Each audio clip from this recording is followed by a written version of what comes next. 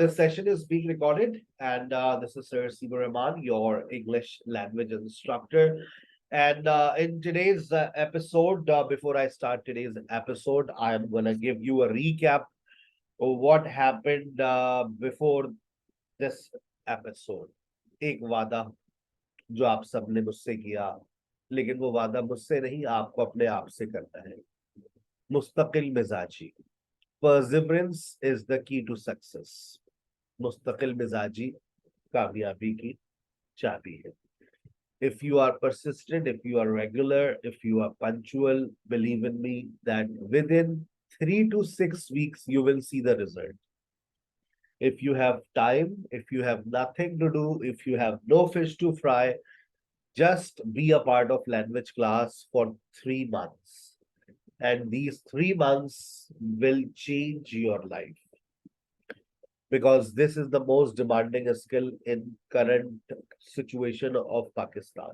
Everybody is willing to learn English. Everybody is willing to move abroad. And for moving abroad, they have to improve their language skills.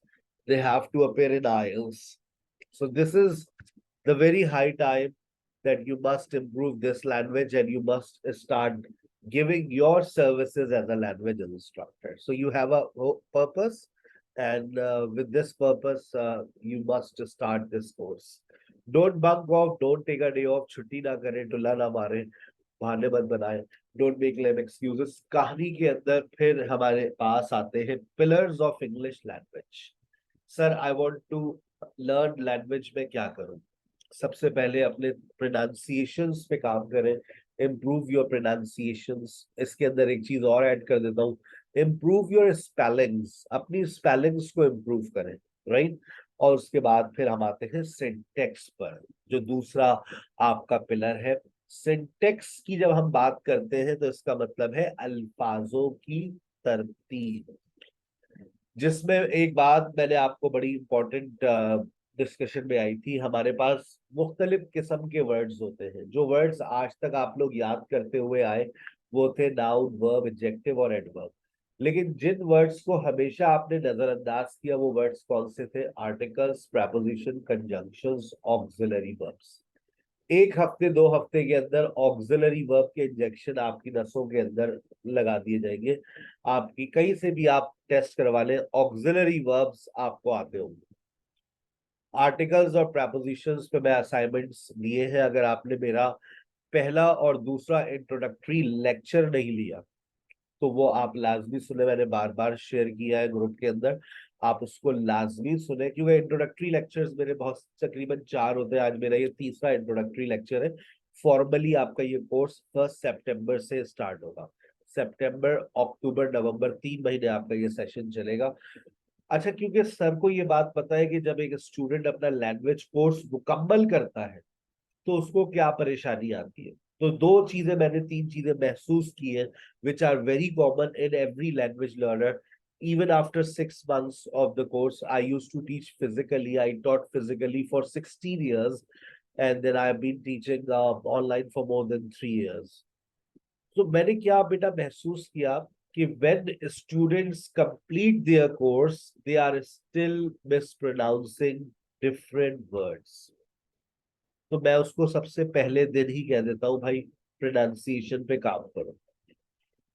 When I observe a student who has completed course, I observe that they are still making mistakes in prepositions while using articles. They have no knowledge of conjunctions. तो ये मैं पहले first 2 lectures में ये बात कह देता हूँ कि भाई आर्टिकल्स और प्रेपोजिशंस पे काम करें. इस सैटरडे को मेरे ख्याल से मेरी आर्टिकल्स के ऊपर वर्कशॉप भी आ रही है. मेरी हर सैटरडे को वर्कशॉप होती है दोपहर को 3 बजे. ठीक है ना? वो उन तमाम स्टूडेंट्स के लिए भी होती है जो मुझसे पढ़ के जा चुके हैं, तो मैं उनको भी लिंक फॉरवर्ड कर देता हूँ. तो इसी तरह से जब आप लोगों का भी कोर्स मुकम्मल हो जाएगा तो आप भी, अगर वीकली वर्कशॉप्स चलती रही, अभी ये सिलसिला काफी अरसे पहले मुनक़ता हो गया तो दोबारा शुरू किया है, तो 3 बजे जो है वो उन टॉपिक्स पर मैं डिस्कशंस करता हूँ जो मेरे कोर्स के अंदर शामिल नहीं, जैसे articles, prepositions, passive, question tags, positive verbs, letter writing, CV writing, direct and indirect questions, और ये कुछ और भी टॉपिक्स हैं, जैसे WH वर्ड्स के कुछ टॉपिक्स हैं जो मेरे रेगुलर कोर्स में नहीं है, but students have demand, they want to study, so I teach those topics on Saturday. ठीक है, चलिए। अब तो फिर अब बाद में ये बात पता चली कहानी के अंदर, आखिरी कहानी में ये ट्विस्ट आया था कि स्ट्रक्चरल वर्ड्स को अगर हम सीख लें तो हमारी बहुत सारी गलतियां दूर हो जाती हैं, क्योंकि स्ट्रक्चरल वर्ड्स के बगैर लैंग्वेज बन ही नहीं सकती। Articles, preposition, conjunctions. तो वो तमाम स्टूडेंट जिन्होंने लेक्चर 1 और 2 को अटेम्प्ट नहीं किया है, वो जरूर अटेम्प्ट करें, जरूर उसको सुने, उसके साथ जो मैंने आपको असाइनमेंट्स दिए उसको फॉलो करें। आपको मैं 2 हफ्ते 3 हफ्ते का टाइम दे रहा हूँ लेक्चर 1 और 2 के लिए। ठीक है, क्योंकि मेरा भी फाउंडेशन लेवल स्टार्ट हुआ है, स्टार्टिंग स्टेज है, तो ऑब्वियसली यू हैव टाइम। लेकिन ये खत्म हो गया और आपने फिर भी अपने प्रोनाउंसिएशंस पे काम नहीं किया, आपने आर्टिकल्स और प्रेपोजिशंस पे काम नहीं किया, उस वक्त तो इसका एहसास नहीं होगा। But when you have completed your course और फिर आप मुझसे कहें सर मेरे टेस्ट तो ले, मेरे अंदर क्या कमी रह गई है, तो ये 3 कमी मैंने आपको पहले बता दी है, that you will face, that you will be mispronouncing words, you will have mistakes in your written, in your speaking, articles errors, prepositional errors. Clear?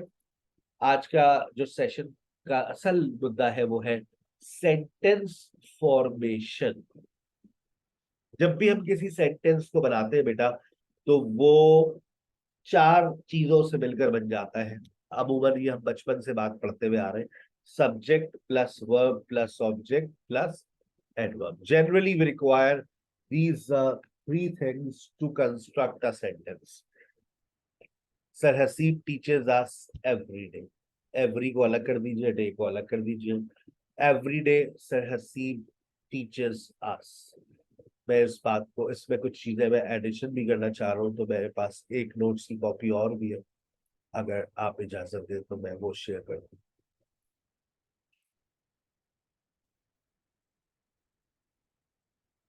I'm just sharing.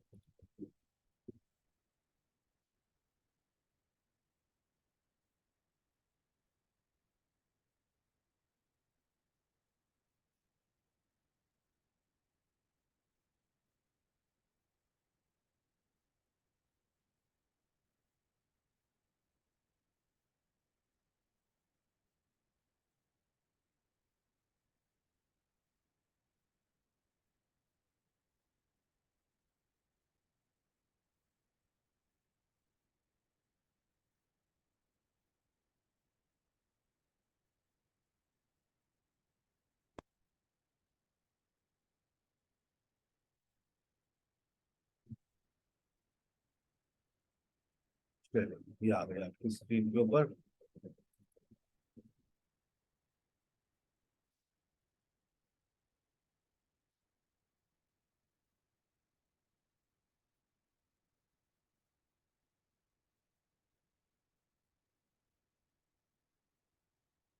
Is my screen visible to all of you? Yes, sir. Yes, sir. सही। अच्छा, अब sir Haseeb teachers us every day. Sir Haseeb teachers us every day. इसमें every को अलग कर लिखेंगे, day को अलग कर लिखेंगे, क्योंकि अगर मैंने एवरी डे को मिला दिया तो फिर ये एडवर्ब नहीं रहेगा, ये एडजेक्टिव बन जाएगा। Sir Haseeb teachers us every day को आप शुरू में ले आइए, एवरी डे को आप वर्ब से पहले ले जाइए, कोई टेंशन की बात नहीं। यानी कि सर आप ये कहना चाह रहे हैं कि एडवर्ब की 3 लोकेशंस है। Everybody every day can come by the end of sentence, it can come by the starting of the sentence, it can also come before verb। बिल्कुल ऐसा ही है। क्या ये सर हम हर एडवर्ब के साथ हम ऐसा कर सकते हैं? बिल्कुल आप ऐसा कर सकते हैं हर एडवर्ब के साथ, लेकिन कुछ एडवर्ब्स के नखरे हैं। जैसे देखिए, sometimes, sometimes she calls me sometimes, she sometimes calls me, no problem with this adverb. He usually plays cricket, he plays cricket, he plays cricket usually, no problem. Yesterday I called Sarah, I called Sarah yesterday, I yesterday called Sarah, no problem with this adverb. लेकिन देखो यहाँ पर मैंने ये देखा कि never और always ये दो ऐसे एडवर्ब्स हैं जिनको उनकी जगह पर रहने दो तो बेहतर है। अच्छा, एक बच्ची का सवाल आया सर, कुछ टिप्स बता दें कैसे मैनेज करें सब चीजें, वोकैबुलरी, ग्रामर। देखो, टेंशन नहीं लो, इसको अपनी रूटीन का एक हिस्सा बना लो। मैंने अभी जब भी आपको से एक बात कही थी कि that I am not including these days in your official course. आपको मैं टाइम दे रहा हूं कि आप अपना एक बहुत ऐसा शेड्यूल एडजस्ट कर लें कि आपको कोई प्रॉब्लम ना आ रही हो, और अपने रूटीन में इस टाइम को ऐसे एडजस्ट करें, you are not facing any problem, don't take it as a burden, enjoy language classes that you whenever you have free time you are a part of this, so then things become very easier for all of you.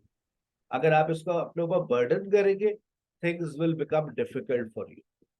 ठीक है, मैं assignment जरूर देता हूँ चीजों को, आप उसको फॉलो कर सकते हैं, that's very good, excellent, but if you can not follow because you also have family, you also have husband, you also have kids, you also have so many fishes to fry, it's okay, no problem. लेकिन क्योंकि बहुत सारे लोग demanding होते हैं, हमें कुछ दे काम करने के लिए, आप असाइनमेंट नहीं देते, कुछ ऐसे होते दे इतना काम देते, भाई गो विद द फ्लो, आप अपनी लाइफ को जिस तरह से ज्यादा बेहतर एडजस्ट कर सकते हैं करें। लेकिन हमें ऑनलाइन के अंदर 3 घंटे जरूर दे दिया जाए, 1 घंटा सुबह, 1 घंटा दोपहर, 1 घंटा रात।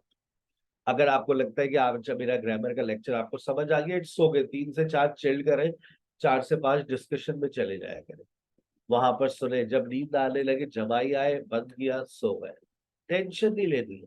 ये आपके रूटीन का हिस्सा होना चाहिए, चलो 4 से 5 में डिस्कशन चल रही है, मैं सोने के लिए लेट ही रही हूँ तो आधा घंटा जरा कान में मैं कुछ लगाई लूँ।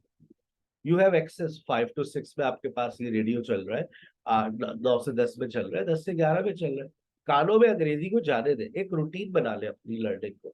आप किचन में काम कर रही है, अच्छा सा एयरपॉड मंगवा लीजिए, कानों में एयरपॉड्स लगे हुए, क्लास वहां चल रही है, डिस्कशन हो रही है, आपके कानों में अंग्रेजी जाती रहे, रूटीन का हिस्सा बन जाए, उठते बैठते जागते सोते लैंग्वेज चल रही, जितना आप लैंग्वेज में घुसेंगे ना, मैं आपको बता रहा हूँ, 3 से 6 हफ्ते लगते हैं, सिर्फ 3 से 6 हफ्ते, नॉट मोर देन दिस। 3 महीने तो बहुत दूर की बात है, 3 to 6 weeks you will be in the contest, आप लैंग्वेज के ग्राउंड में आ जाएंगे, बैटिंग कर रहे होंगे आप। लेकिन अगर आप टाइम नहीं दे रहे, you are unable to manage your time, that's a problem, you have to manage time for the class, right. ज्यादा बर्डन नहीं लेना कि ये किताबें निकाल के पढ़ रहे हैं, ये यूट्यूब से ये पढ़ रहे हैं, ये पढ़ रहे हैं, ना। If you are only attending live sessions, they are enough for you, right? चल, he never buys cell phone। अब यहाँ पर देखिए, ये जो दो बेटा आपके पास एडवर्ब्स है ना, नेवर और ऑलवेज, ये ऐसे दो एडवर्ब्स हैं जो इनकी जगह को हम बदल नहीं सकते। सोचे, ही बाय सेल फोन नेवर, सुने कभी, ही बाय सेल फोन नेवर, ही डिस्टर्ब्स अस ऑलवेज, अजीब सी फॉर्मेशन है। तो बेहतर ये है कि इसको जहां लिखा हुआ है वही लिखा रहने दीजिए, never call me again sir, लेकिन शुरू में सुना है, वो आपने सुना होगा, लेकिन उसके अंदर भी कोई ना कोई एक मसला होता है, वो शुरू में होता नहीं है, लगता है never call me again, always take breakfast, उससे पहले यू लिखा हुआ है, वो आपको दिख नहीं रहा। ठीक है, फिर देखिए आगे, subject plus verb plus object, क्या एडवर्ब के बगैर जुमला बन सकता है? Is it possible to make a sentence without an adverb? देखिए, Yes, sir. इट बिल्कुल सर, बिल्कुल Yes. बना सकते हैं sir, it is possible to make Yes, uh, sir. देखिए, Sonia plays cricket, they drive a car, I eat food, he writes a letter.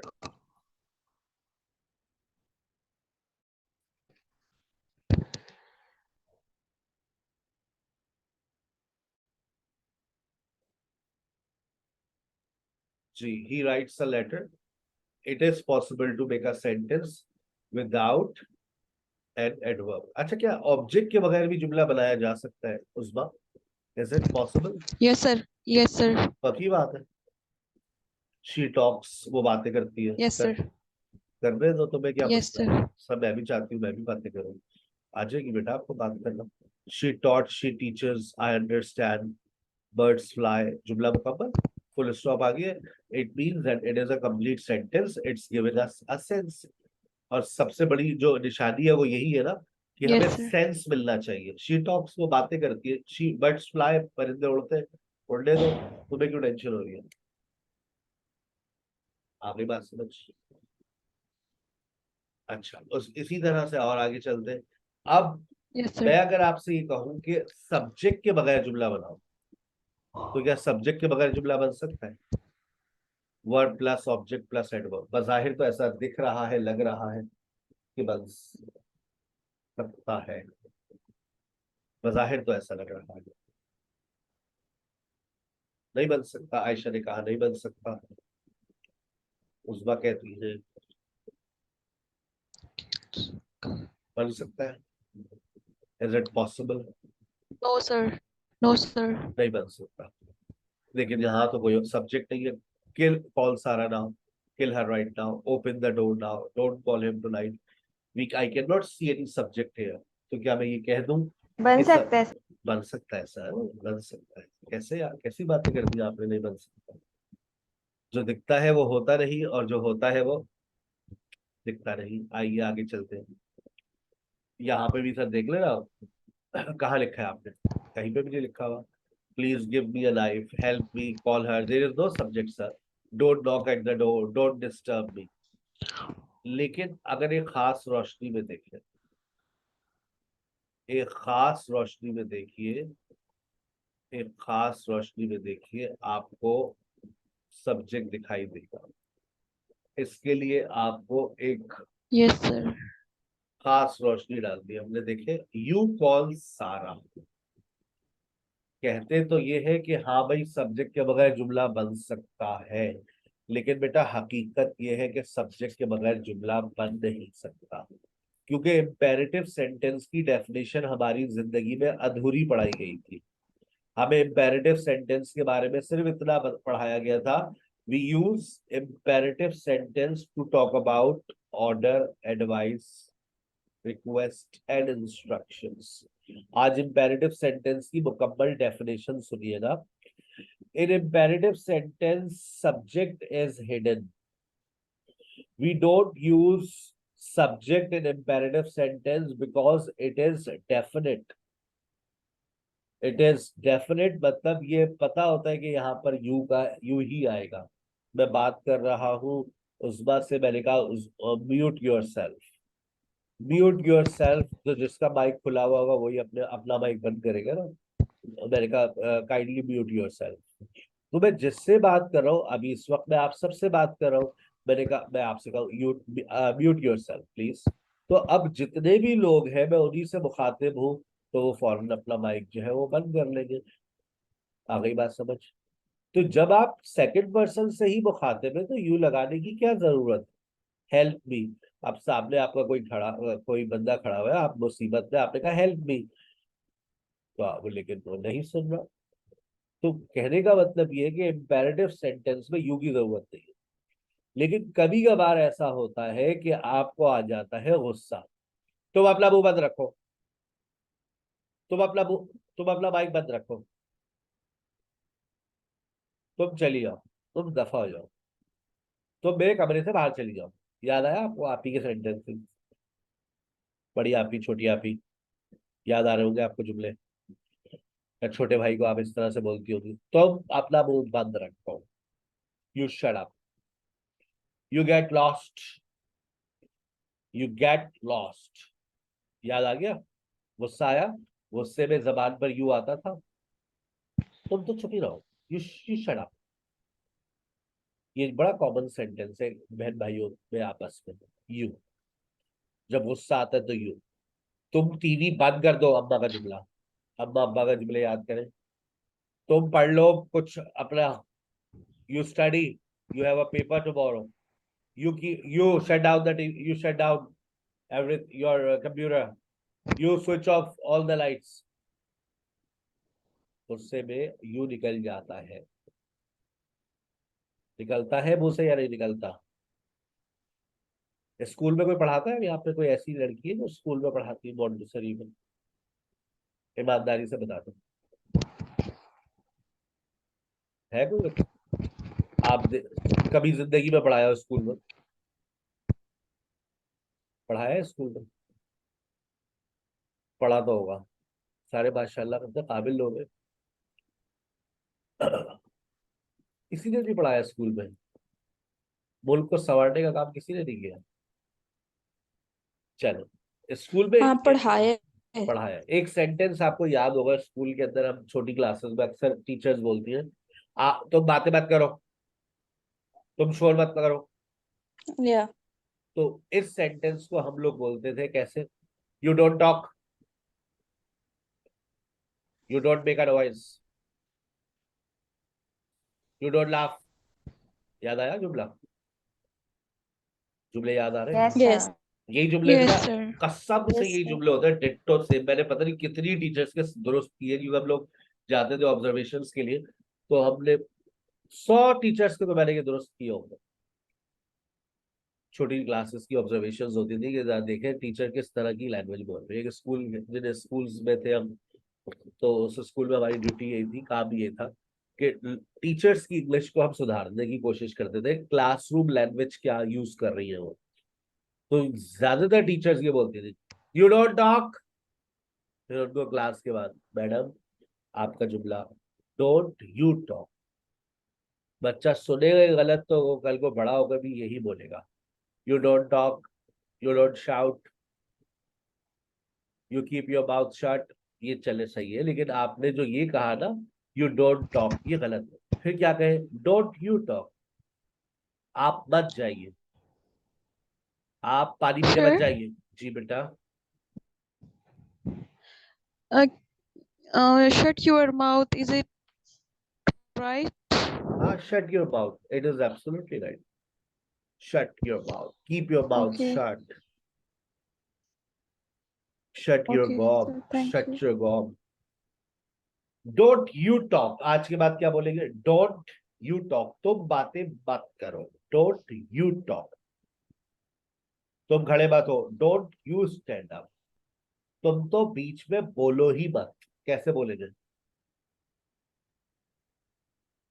तुम तो बीच में बोलो ही मत। अक्सर ये जुमला बोलते हैं लोग, डोंट यू इंटरप्ट। तुम तो जुर्रत भी नहीं करना मुझसे बात करने की। कैसे बोलते हैं? बहुत कॉमन है ये sentence, don't you dare to talk to me again. दोबारा जुर्रत भी मत करना यहाँ आने की। Don't you dare to come here again. मेरे भाई तुम्हें काट के फेंक देंगे। कसाई है क्या? जी बिल्कुल, लालू खेत में बैठते हैं। सही है भाई, क्लियर? आगे चलते हैं। अब आपके ससुराल वाले आ गए। Yes, sir. अब जब रिश्ता पक्का होने की बातें हो रही होती है, तो आपके अब्बा कह रहे होते हैं, अरे लीजिए ना आप कबाब लीजिए, और you just have some kebabs. ये कबाब खा के ही रिश्ता पक्का कराएंगे। केरल से कबाब तल देते हैं आपको, शामी कबाब का तो दौर चला गया। अरे आप बैठिए, यहाँ बैठिए, यू जस्ट सिट हियर। अब गुस्सा नहीं है, अब यू का इस्तेमाल क्यों हो रहा है? आप सामने वाले को आमादा कर रहे हैं। यू, सर बात तो सुन ले sir, you just listen to me sir, sir sir you just listen to me. आप मत चाहिए ना, तो सीधा जाओ ना। Don't you go, can you, don't you go. Simple कहते हैं डोंट गो, मत जाओ, लेकिन डोंट यू गो तो मत जाओ, रुक जाओ। You just stay for 2-3 days। नहीं मुझे जाना है, I have to go, it's very important. रुक जाइए ना, बच्चे भी कह रहे हैं, why don't you stay for 2-3 days? Okay, बच्चे कह रहे हैं तो मैं रुक जाता हूँ।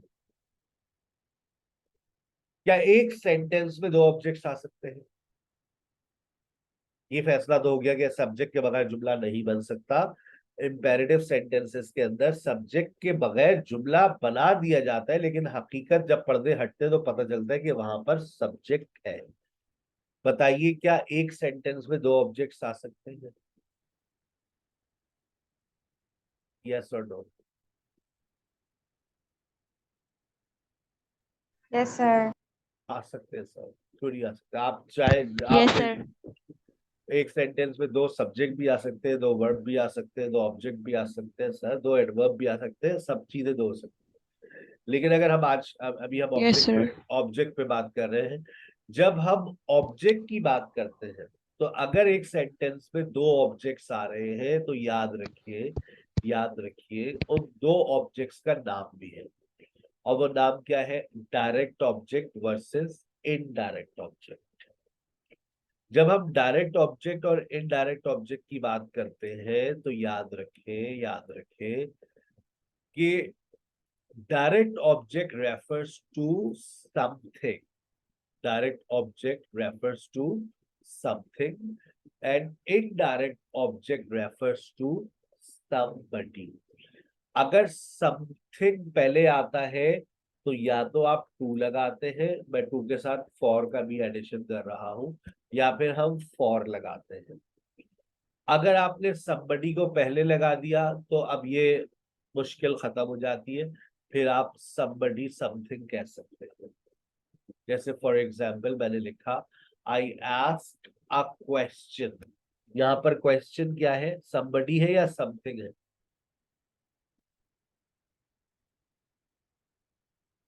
बताइए। Something. ये something. I ask Ali, Ali somebody है या समथिंग है? Somebody. Somebody. somebody। अच्छा, आई लाइक somebody होता है या आई लाइक समथिंग होता है? Sir, Something. both. बोथ हो सकते हैं। आई लाइक somebody भी हो सकता है, आई लाइक समथिंग भी हो सकता है। अच्छा, आई सॉ somebody होगा या आई सॉ समथिंग होगा? Both. वो दोनों हो सकते हैं सर। हमें समझ आ गई है कि somebody something से क्या मुराद है, लेकिन अगर समथिंग पहले आ रहा है तो हमें कैसे पता चलेगा कि यहाँ पर टू आएगा या फिर यहाँ पर फॉर आएगा? तो बेटा जब आप रात में सो रही होगी तो आपके ख्वाब में एक परी आएगी, वो आपको बताकर जाएगी कि यहाँ पर टू आएगा, यहाँ फॉर आएगा। बेटा याद करना पड़ता है, हर चीज समझनी नहीं होती है अंग्रेजी में। कुछ चीजों को रट्टा लगाना पड़ेगा, कुछ चीजों को ये इस्तेमाल करना पड़ेगा, इस्तेमाल के साथ साथ आपको याद हो जाएगा कि यहाँ पर टू आएगा और यहाँ पर फोर आएगा। अब जैसे यहाँ पर देखिए फिलहाल टू लिखा हुआ है। आई आस्क अ क्वेश्चन, मैंने पहले किसको लेकर आ गया? समथिंग को। जब आप समथिंग को पहले लेकर आते हैं आई आस्क अ क्वेश्चन, तो उसके बाद ये somebody आ गया। I asked a question to somebody। I asked a question to Ali। आप somebody को पहले ले आइए। I asked Ali a question। I give Sadia a lecture। आप lecture को पहले ले आइए। I give a lecture to Sadia. I give a sir ये lecture। डायरेक्ट और इनडायरेक्ट ऑब्जेक्ट है, एक बार फिर बता दें। अच्छा, अब सवाल ये भी उठता है फिर सर डायरेक्ट ऑब्जेक्ट को डायरेक्ट ऑब्जेक्ट क्यों कहा जाता है? मतलब बताइए ना सर, डायरेक्ट ऑब्जेक्ट को इनडायरेक्ट ऑब्जेक्ट क्यों कहा जाता है? मेरे हाथ में एक गुलाब का फूल है, सामने है सारा।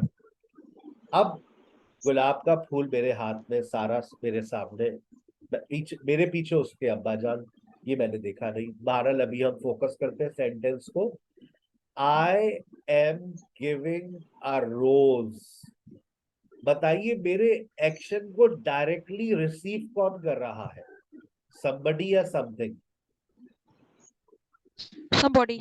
Sarah. अभी तो समथिंग। डायरेक्ट एक्शन रोज। जो रिसीव करेगा वो रोज करेगा। जो समथिंग होता है ना, चाहे वो पहले आ जाए या बाद में आ जाए, जो समथिंग होता है वो आपके एक्शन को डायरेक्ट रिसीव करता है। आई एम गिविंग अ रोज किसको? इनडायरेक्टली। अब मेरे एक्शन Sarah. को सारा, ठीक है ना? तो जब भी इसको somebody को जो है वो हमेशा इनडायरेक्ट ऑब्जेक्ट तस्लीम किया जाता है, क्योंकि वो इनडायरेक्टली एक्शन रिसीव कर रहा होता है। और जो डायरेक्ट मेरे एक्शन को रिसीव कर रहा है वो कौन होता है? Something.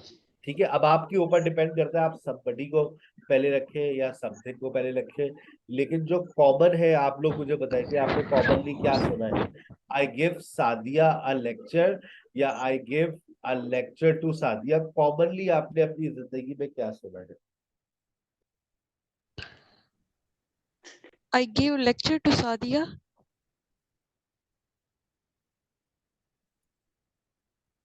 I give lecture to Sadia, ये ज्यादा सुना है आप लोगों ने, आज आपकी नॉलेज में इजाफा हो गया है। I give Sadia a lecture, I give Sadia a lecture, I give Sadia a lecture, it is also correct. और यहाँ पर प्रेपोजिशन की गलती से बच जाते हैं, somebody को पहले ले आइए भाई। देखिए ना, आपको मैं एक और सेंटेंस लिखकर दिखाऊं। आई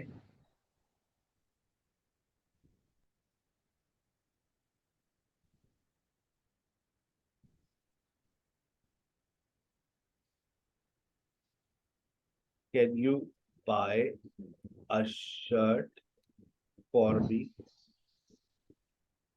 इस जुमले को मैं और कैसे लिख सकता हूँ? Can you buy me a Me a shirt, shirt.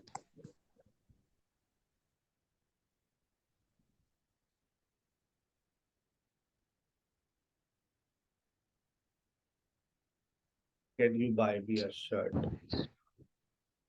Can you buy me a shirt, can you buy a shirt for me, can you buy me a shirt, can you buy a shirt for me, both sentences are absolutely correct। ठीक है। आई teach सारा, commonly सुना है ना, आई teach English. अब जरा इन दोनों को जुमलों को जोड़ दीजिए, कॉमनली कैसे जोड़ते हैं आप लोग, कैसे जोड़ेंगे? I teach, I I tea teach English to Sara. To Sara. English to Sara. I teach English to Sara, Yes. I teach Sara English, ये भी सही है, याद रहेगी बात। Yes, sir. चलिए सर, एक सवाल बोलिए, हमें कैसे पता चलेगा कि यहाँ पर हम टू लगाए या फिर हम यहाँ पर फॉर लगाए? बहुत अच्छी बात, बहुत अच्छा सवाल आपने किया। और हमें कैसे पता चलेगा कि यहाँ पर डबल ऑब्जेक्ट आएगा? जैसे अभी आपने कहा कि एक वर्ब के बाद डबल ऑब्जेक्ट आ सकता है, हमें कैसे पता चलेगा? ये गूगल क्लासरूम है, जैसे आप क्लास वर्क पे क्लिक करते हैं आपके पास दो ऑप्शंस आते हैं, तो स्ट्रीम आती है और एक क्लास वर्क आता है। तो आप क्लास वर्क पे जैसे क्लिक करेंगे तो ये लेक्चर 2 के ऊपर आप क्लिक करेंगे और यहाँ पर आपको इससे रिलेटेड कुछ और नोट्स मिल जाते हैं, words that take double object, ये रहा।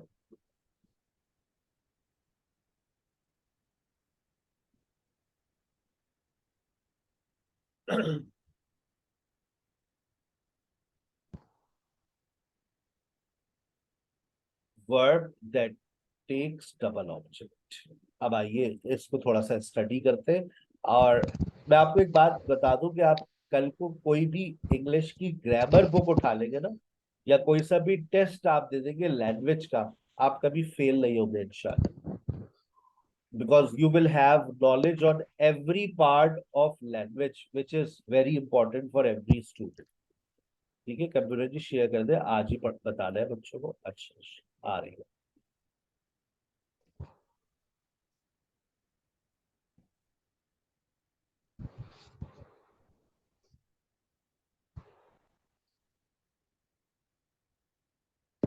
अच्छा, ये आ गया words that take double object. अब ये देखिए, अब अभी जितनी बातें आपने पढ़ी है वो आपकी स्क्रीन के ऊपर आ रही है। I gave my sister the book, मैं बुक को पहले ले आता हूँ, माई सिस्टर को बाद में ले जाता हूँ। कैसे होगा? I gave the book to my sister, she explain this to me. She explained me this. Common verbs that take double object. आपको वो verbs की list नजर आ गई जो double objects लेते हैं. I will show you the way. इसमें double object क्या है बताओ, क्या क्या object है? I will show you somebody something. They sold us somebody something. Their old car. Can you teach me somebody something? देख रहे हो आप? Somebody something आ रहा है? Something. Somebody Yes, something sir. आ रहा है ना? आगे Yes, sir. चलिए, आगे चलिए. Yes, sir. ये आपके पास common verbs that don't take double objects. अब जैसे लिखा हुआ है, can you recommend a book to me? Can you recommend me a good book? ये गलत हो गया. He said something to me. He said me something. He said me something. He please explain this to me. तो कहता है please explain me this. This is not correct. तो ये चीजें जब आप पढ़ेंगे, अब जैसे यहाँ पर देखिए एग्जाम्पल्स है, इसकी प्रैक्टिस जरूर कीजिएगा. He built a house for his parents. अब यहाँ पर हाउस क्या है? Something. Something. और ये क्या है? For his parents. Parents, somebody. अब अगर for his parents को शुरू में ले जाएंगे और a house को उधर ले जाएंगे तो for गायब हो जाएगा. कर सकते हैं? For. को गायब करें. He built, पहले क्या लाना पड़ेगा? He built somebody something. He built his parents a house. He built, sir ये उसने अपने वालिदैन को बना दिया. अब पूरा पढ़ो ना. तो he built his parents a house. उसने अपने वालिदैन के लिए घर बनाया. तो फॉर लगाएंगे ना सर. तो फॉर लगाना चाहे आप लगा लीजिए, हाउस को पहले रखिए और फॉर लगा लीजिए. He built a house for his parents. अगला देखिए, आपको बात Yes, समझ sir. आएगी. I will send the report to you tomorrow. You को पहले लाओ, the report को बाद में ले जाओ.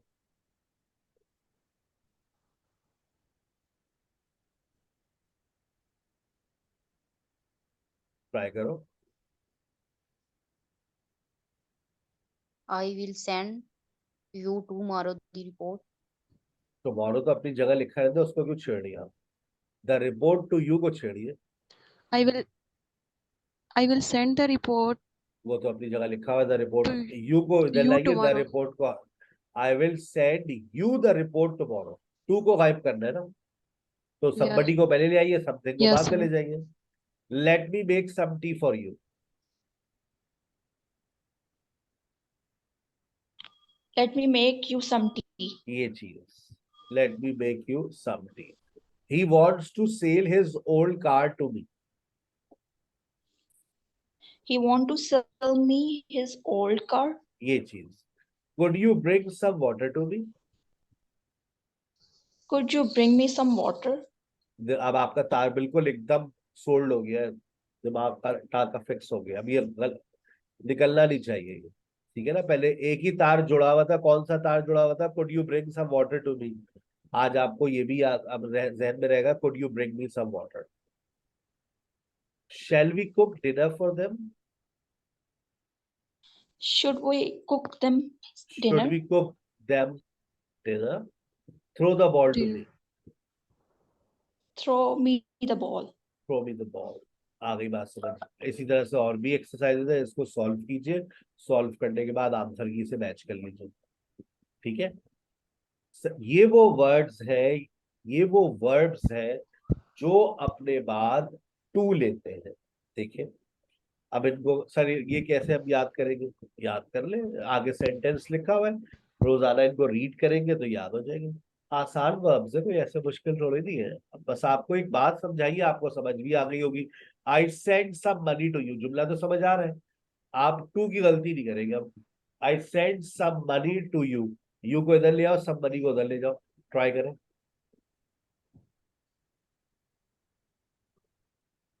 ट्राई करें.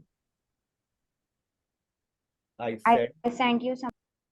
I sent you some money. Can you please pass the salt to me? मी को इधर ले आइए, salt को इधर ले जाइए. Can you please pass me the? Can you please pass me the salt? आ गई बात समझ. ये verbs है आपके पास, जो to लेते हैं ये for लेते हैं. I found a pen for you. I found a pen for you. You को इधर ले आओ, pen को उधर ले जाओ.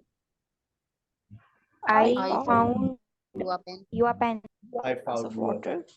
Can you get a gift card for me? Me को इधर ले आओ, gift Can card को इधर ले. Can you get me a gift? Can you get Can you me- get me a gift card? Can you get A me gift card? क्या तमाम students को मेरी बातें समझ आ रही है? Yes, sir. ये बुनियादी बातें हैं. ये कोई आप ये ना समझे कि हम आपको कोई बहुत अभी हमने कोई बहुत बड़ी चीज पढ़ा दी. ये आपको सिर्फ मैं किस चीज पे बात कर रहा हूँ, आपका सेंटेंस स्ट्रक्चर, जो हम अल्फाजों को जोड़ रहे होते हैं. हमें पता ही नहीं था कि आई teach English to Sara, I teach Sara English, both are absolutely correct. And this is a very simple sentence and a very simple formation. हमें ये भी नहीं पता था कि हमारे पास दो तरह के ऑब्जेक्ट्स होते हैं, डायरेक्ट ऑब्जेक्ट और इनडायरेक्ट ऑब्जेक्ट. ये आज हमें पता चला. Indirect. अब सर एक सवाल और भी है. आपने इतनी बातें बता दी, एक बात और बता दें. हमें कैसे पता चलेगा कि ये जो वर्ब है ये अपने बाद एक ऑब्जेक्ट लेगा, दो ऑब्जेक्ट लेगा, या कोई ऑब्जेक्ट नहीं लेगा? क्योंकि आपने हमसे ये भी कहा ऑब्जेक्ट के बगैर जुमला बन जाता है, बनाकर भी दिखाया. फिर आपने कहा कि डबल ऑब्जेक्ट के साथ बन जाएगा. सर सवाल मेरा ये है कि हमें पता कैसे चलता है कि इस वर्ब के बाद हम एक ऑब्जेक्ट लगाए या दो ऑब्जेक्ट लगाए? वही वाली बात कहूंगा. रात को जब आप सोएंगे तो एक परी आएगी आपके ख्वाबों में, वो एक हल्की सी छड़ी आपके जब सर पे रखेगी, सुबह उठेगी पूरी लिस्ट याद हो जाएगी आपको. मामा मुझे पता है. क्या पता है बेटा? कि वर्ब के बाद, किस वर्ब के बाद डबल ऑब्जेक्ट आता है? मामा मुझे याद हो गया. ऐसी कोई सुबह नहीं आएगी, आपको याद करना पड़ेगा. ऐसे वर्ब्स को हम कहते हैं ट्रांजिटिव वर्ब्स, जो अपने बाद ऑब्जेक्ट लेते हैं. एक भी ले सकते हैं, एक से ज्यादा भी ले सकते हैं. और ये कैसे पता चलता है? कि हमें याद करना पड़ता है. ऐसा नहीं है कि कोई इसका इजी सिंपल ट्रिक्स है, हाँ हाँ हाँ भाई इसको फॉलो करेंगे तो ऐसा हो जाएगा. नहीं, आपको याद करना पड़ेगा कि इसके बाद जो है वो आपके पास सिंगल ऑब्जेक्ट आता है, इसके बाद डबल ऑब्जेक्ट आता है. Transitive verbs are those verbs which are followed by single object और डबल ऑब्जेक्ट. अच्छा, इसकी एक निशानी है. अगर आप डिक्शनरीज को पढ़ते हैं तो आप डिक्शनरी में देखिएगा, पुरानी कोई डिक्शनरी हो उसमें कोई वर्ब निकालिएगा तो उसमें आपको ये लिखा हुआ नजर आएगा वी एन और V double N. V N का मतलब होता है verb followed by single object. V double N का मतलब होता है verb followed by double object. और इंट्रांजिटिव वर्ब्स वो वर्ब्स होते हैं जो अपने बाद कुछ भी नहीं लेते, खास तौर पे ऑब्जेक्ट नहीं लेते और कुछ भी नहीं लेते. अगर कुछ लेते हैं तो कभी कभार एडजेक्टिव, प्रपोजिशन और एडवर्ब. यकीन नहीं आ रहा. I go to school every day. आप किसी से भी पूछ ले, आपकी अगर आप स्कूल में पढ़ाती है, कोई आपसे कहता है मैं अंग्रेजी में बहुत अच्छी हूँ, आप उससे किसी दिन मजाक में पूछ लेगा, अच्छा I go to school every day with Sara, बताओ इसमें ऑब्जेक्ट क्या है? तो आंखें बंद करके बता देगी विद सारा, आई स्कूल. लेकिन आप उसको फिर समझा दीजिएगा इसमें कोई ऑब्जेक्ट नहीं है. क्यों नहीं है? क्योंकि देखो गो के बाद क्या आ गया? प्रेपोजिशन.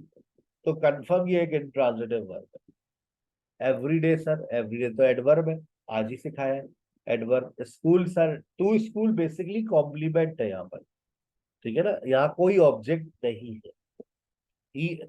और मैं आपको एक और बात बता दूं, आप लिखना चाहें तो लिख लीजिए. वर्ब ऑफ मूवमेंट्स जो होते हैं जैसे go, come, arrive, reach, die, walk, run, जितने भी वर्ब ऑफ मूवमेंट्स हैं, जितने भी वर्ब ऑफ मूवमेंट्स हैं, याद रखिए वो अपने बाद ऑब्जेक्ट नहीं लेते, वो हमेशा इंट्रांजिटिव रहते हैं। ठीक है, फिर क्या लेते हैं, एडजेक्टिव लेते हैं, प्रेपोजिशन, एडवर्ब। देखो ही इज टायर्ड, एडजेक्टिव आ गया, और ये स्टेटिव सेंटेंस है, याद रखें कभी भी स्टेटिव सेंटेंस में ऑब्जेक्ट नहीं होता। ही ड्राइव स्लोली, स्लोली क्या है, एलवाई लगा हुआ है, एडवर्ब है, adverb of manner, adverb of manner. अब मेरे यहाँ एक जनरल नॉलेज का आपसे सवाल है, फिर आप लोग ज्वाइन कीजिएगा मिस परी को। She is your discussion teacher in the afternoon session. सुबह में मिस आपको आयशा मिलती है, दोपहर में मिस परी मिलती है, और रात में आपकी मुलाकात कभी मिस कोमल से होती है, she is also your discussion teacher, कभी आपकी मुलाकात मिस तबस्सुम से होती है। तो हमने आपको 4 डिस्कशन टीचर्स अलॉट की हुई है, और 2 आपकी स्पोकन टीचर्स हैं जिनसे मुलाकात आपकी होगी वेडनेसडे और Thursday, miss Bushra and miss Komal, और एक आपका ग्रामर टीचर आपके साथ जो है 4, 2, 6 और 7, और एक आपकी एक्टिविटी टीचर होती है जो आपको 5 से 6 में प्रोनाउंसिएशन की प्रैक्टिस करवाती है, और रात 10 से 11 में वो आपको प्रोनाउंसिएशन प्रैक्टिस करवाती है। ठीक है, इस तरह से आप लोगों के बैच को मैंने 8 टीचर्स असाइन किए, बाकी दूसरी क्लासेस में पढ़ा रहे होते हैं, और भी हमारे पास टीचर्स हैं जो मुख्तलिफ बैचेस में पढ़ा रहे होते हैं। ठीक है, चलिए, ही ड्राइव स्लोली। अब आप देखिए, एक जनरल नॉलेज का सवाल है मेरा आपसे, बताइए पैसिव वॉइस में सबसे पहला काम आप लोग क्या करते हैं? पैसिव वॉइस में सबसे पहला काम, बचपन की बातें याद करें, पैसिव वॉइस में सबसे पहला काम क्या करते हैं?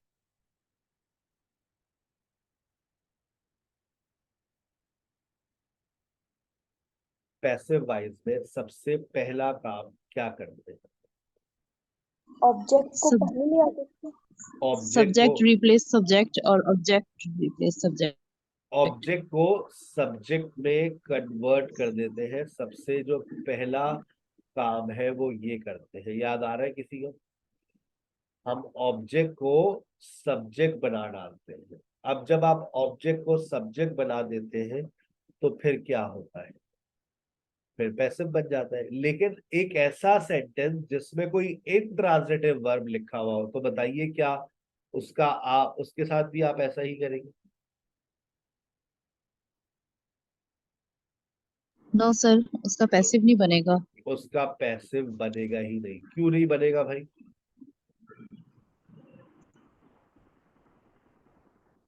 क्योंकि वो इंट्रांजिटिव वर्ब है, इसमें ऑब्जेक्ट क्योंकि नहीं होता है। क्योंकि वो इंट्रांजिटिव वर्ब है, उसका पैसिव नहीं बन सकता, क्योंकि इंट्रांजिटिव वर्ब जहां पर होगा वहां ऑब्जेक्ट नहीं होगा। जब ऑब्जेक्ट का सब्जेक्ट नहीं बनेगा तो फिर पैसिव कहां से बनेगा? तो पैसिव नॉट पॉसिबल जी विद इंट्रांजिटिव वर्ब। सर इसकी कोई लिस्ट अवेलेबल है? बिल्कुल अवेलेबल है। इंट्रांजिटिव वर्ब्स को आप याद कर सकते हैं। इंट्रांजिटिव वर्ब्स लिमिटेड होते हैं, एक लिस्ट आपके साथ जाएगी। ये नोट्स आपके पास है, मेरे 2 नोट्स हैं फाउंडेशन लेवल के, दोनों मैं आपसे व्हाट्सएप पे शेयर कर दूंगा। सर कल क्या पढ़ाएंगे? कल का भी आपका एक इंट्रोडक्टरी लेक्चर आ रहा है, सब्जेक्ट एंड ऑब्जेक्ट। ठीक है ना आपका, और बाकायदा मैं इसकी कल पूरी प्रोनाउन फैमिली पढ़ाने वाला हूँ। पूरी प्रोनाउन फैमिली आप कल हम डिस्कस करेंगे, सब्जेक्ट एंड ऑब्जेक्ट में। इसके अंदर आप डिटर्मिनर भी पढ़ेंगे, पजेसिव प्रोनाउन भी पढ़ेंगे, और इसमें आप रिफ्लेक्सिव प्रोनाउन भी पढ़ेंगे। काफी मजेदार लेक्चर होगा कल का। ऑब्जेक्ट प्रोनाउन, डिटर्मिनर, डिटर्मिनर के बाद इट्स वर्सेस इट्स में क्या डिफरेंस होता है, और फिर अगर टाइम बचा तो फिर मैं आपको इन्फिनेटिव और जेरेंड के ऊपर बहुत अच्छी डिटेल दूंगा। फिर आपको बहुत अच्छी सी एक्सरसाइजेस भी मिलेगी, आप उसको सॉल्व करेंगे, सॉल्व करने के बाद उसके आंसर्स को चेक करेंगे। ये इन्फिनेटिव जेरेंड्स के ऊपर भी आपको बहुत सारी डिटेल मिल जाएगी, और डिटेल मिलने के बाद एक्सरसाइज जरूर होती है, एक्सरसाइज के आंसर्स भी जरूर अवेलेबल होते हैं, कि आपने आखिर में जाएंगे तो आपको आंसर्स भी मिल जाएंगे। ठीक है, कल का session don't miss your tomorrow session, और मुमकिन हो तो कल का जो सेशन होगा ना उसको 2 दफा ले लीजिएगा, क्योंकि कल के टॉपिक की डोज मैंने थोड़ी ज्यादा रखी है। मेरा मंडे का लेक्चर थोड़ा लाइट होता है, लेकिन जो ट्यूसडे की डोज होती है वो मैं थोड़ी सी बढ़ा देता हूँ, क्योंकि मुझे पता है अगले 5 दिन वो बच्चा उन चीजों पे काम करता रहेगा। ठीक है बेटा, अपना ख्याल रखिएगा। Join your discussion class after a few minutes with miss परी। अस्सलाम वालेकुम।